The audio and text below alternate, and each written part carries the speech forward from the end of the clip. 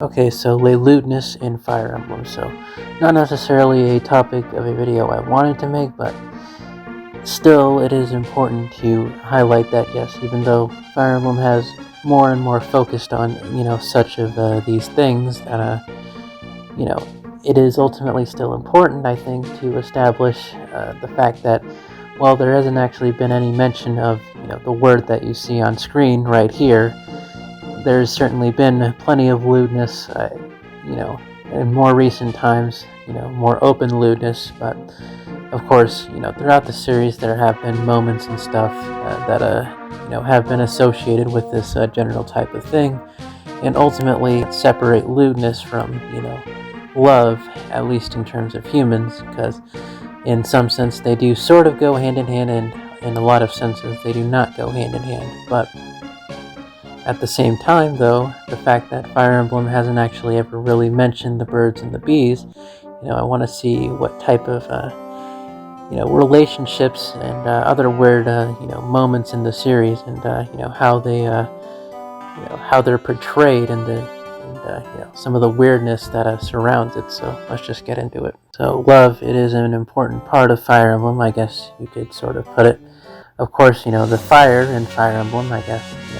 It is meant to be sort of a passion, as you will, a stand-in for the flickering flames that love tends to evoke in people, in a sense. And of course, love can be used, to be somewhat synonymous with life itself, and wanting to truly have a passion, a fire in yourself, if you will, to continue living on, and whatnot.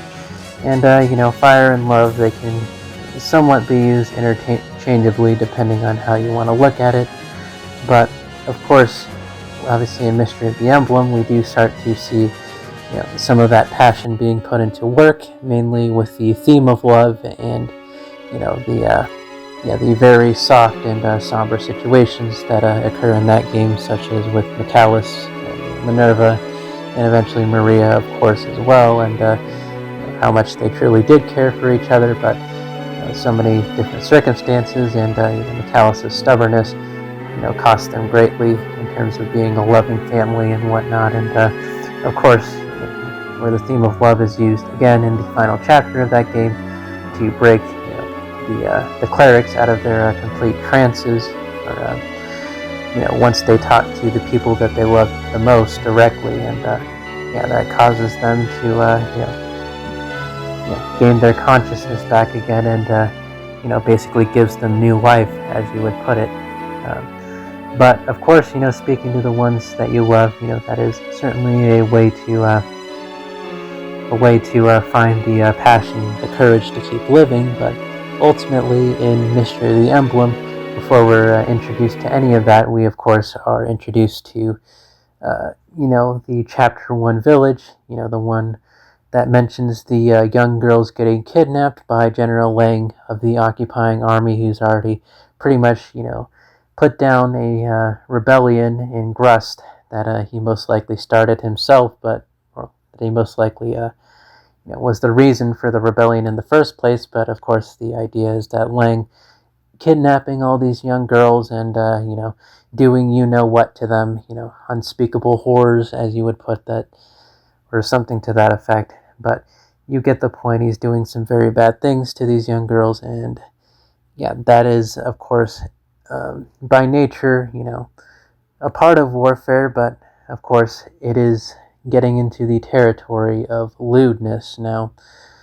obviously, lewdness, depending on who you ask, is either one of the worst things ever, or it is a necessary evil for humans as a whole. But it gets into the territory of whether humans should cover themselves up, should censor parts of their bodies in more public settings and whatnot. But either way, of course, the implied rape that is going on here in Mystery of the Emblem, it is it can't be denied that village pillaging and soldiers taking over a place, it is obviously a main motivation for many of them to want to have their way with the local woman, and it just is a thing. And of course, there is a thing, I guess, these days, obviously, it kind of gets lost, the fact that we have so many accesses to, very lewd websites and other such drawings via the internet.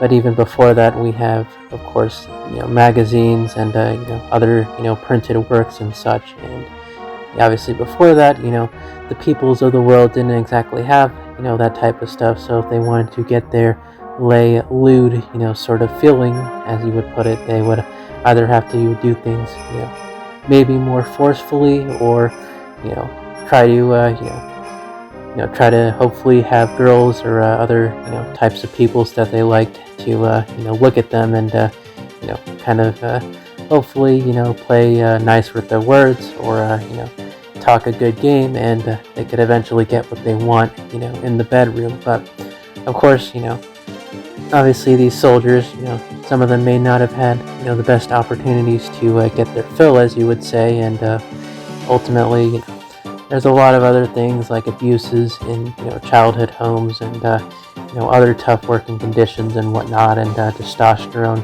and other types of misogynistic practices and religious hierarchical stuff that it gets men very, very ornery. A lot of different ways it can happen, but of course wasn't anyone to stop them back in those days, so they could do whatever they want with a woman. And of course, it's not to be underestimated the fact that testosterone and the stuff you're packing down under, it is the reproductive organ of the human body, of course. And obviously the birds and the bees are used to create life themselves. It's not that the act of doing it is insignificant in any way. It is obviously a very significant thing and part of human life, but still the fact that it is also considered something that is of intense pleasure. Being a lewd merchant and knowing what you're doing, and knowing how to manipulate men and or women as well, and get them to do it with you, and get them to be volatile, get them to be, I guess, sort of in a state of being flustered, or sort of emotionally kind of emotionally unstable, let's just put it that way. But either way, of course, the emotions involving sex, and the emotions involving pure love, where do they overlap exactly? So here in FE4, of course, Prince Gandalf, he does capture Edain, and probably wants to have his way with her, but of course he does show her to old Gerard over here, and Gandalf says keep it in your pants, so to speak, and that's probably the closest thing we'll get to a direct reference to the S word. But either way, of course, there's more of that stuff going on here in FE4, and well, I guess more notably, of course, the fact that Sigurd, he does find his love interest here in Verdain, and he does get a strong wave of emotion, a very strong wave of passion by simply seeing Deirdre, and obviously Deirdre recognizes Sigurd's kindness, I guess, and is willing to show an affection towards him instead of basically viewing him as some sort of rapist or something to that effect. And they're able to get together and have kids and whatnot, and things are quite lovey-dovey, at least as much as they can be. Of course, Sigurd, he's not exactly the most he's not the most out there in terms of lovey-dovey stuff, and some of the lewd types of things and whatnot, but ultimately he does follow his passion, he does follow his testosterone when it comes to love, and luckily Deirdre comes through for him. Of course, there's many situations where guys have a lot of testosterone and a lot of weird feelings, I guess you can put it. And to put it simply, the girls do not want them, or the girls, they don't offer enough to them, as you may put it, and that causes a lot of, a lot of violence, a lot of, maybe a little bit of self-doubt on the men's part, but ultimately, you kind of get the point. There is, a lot of, very, very, incel-like men that have existed for a long time who, want women to view them and respect them as someone who should be respected and revered and stuff. And sometimes guys can get a little bit too out of whack when it comes to love and of course the S word. But either way, though, of course, it's FE4 isn't exactly a lewd game by any real stretch of the imagination. Of course, there is incest, which is definitely on the weirder side, so to speak, but it's nothing too wild, nothing too out there. There's definitely some odd interactions, mainly Arden and Ira. Ira says Arden looks quite manly in his little armor here, and then Arden says that Ira looks quite womanly or something to that effect.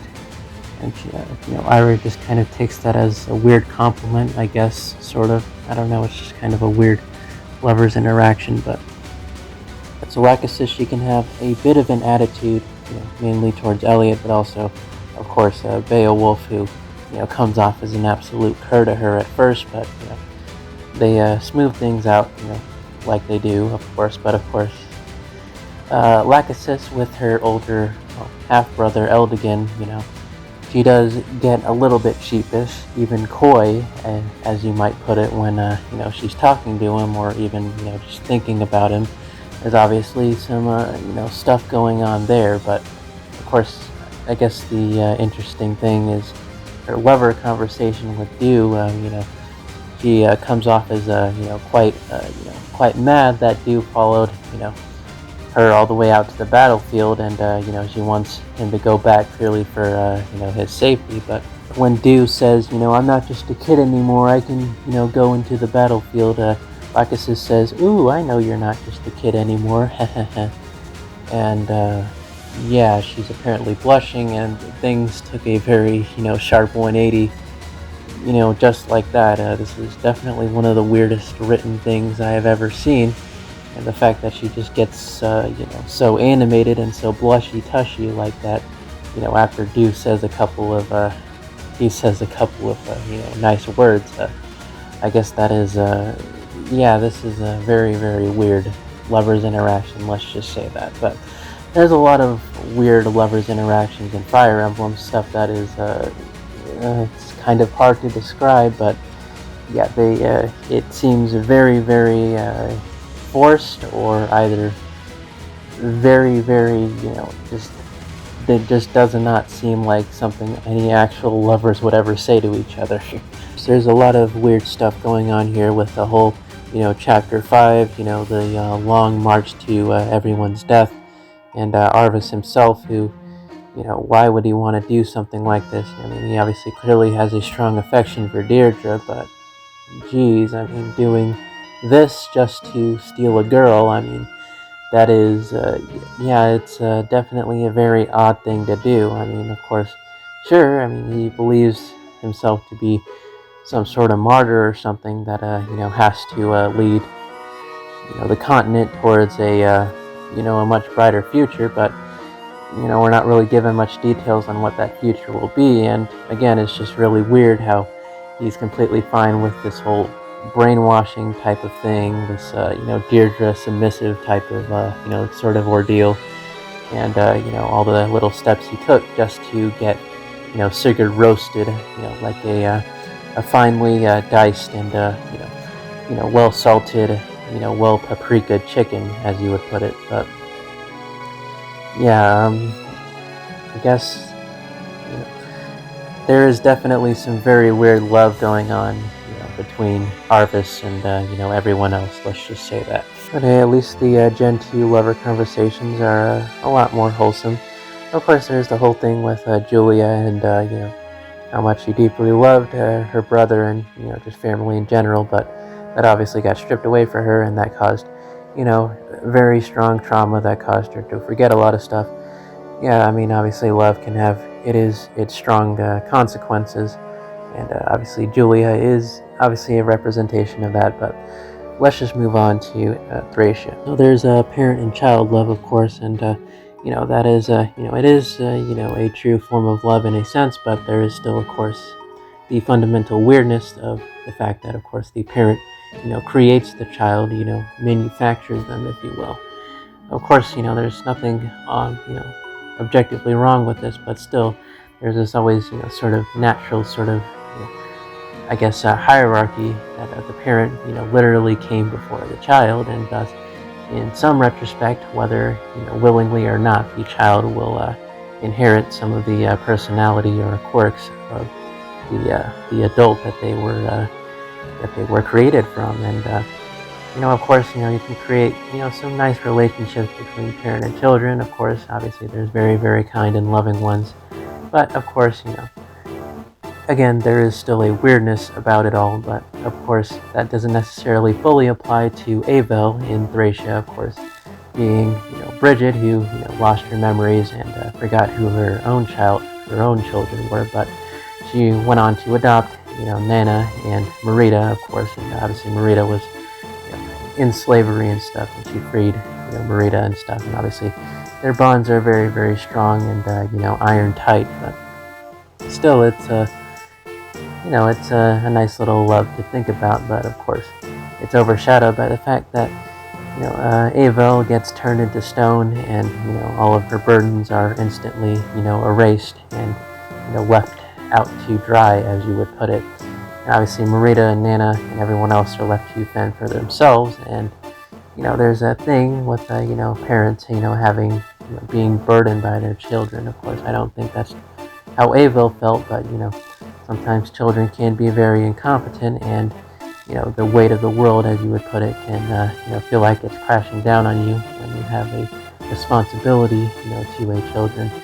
But of course, there's the fact that Avel, she has some other stuff going on, like the fact that she doesn't know who she is in genealogy. She has no idea she's royalty or anything of that nature, or doesn't have any real idea of how she came to be a part of the pirate brigade. And she also lost her memory again, of course, before the events of Thracia. And there's this debate whether or not these amnesiacs are actually stupid or not. But of course, regardless though, Avel, she took a lot of heat here in Thracia, regardless, and she's forced to bear a very, very lofty weight, let's just say that. But of course, we're going to move on to the other interesting moment in this game I want to talk about, and that's mainly, of course, the Homer.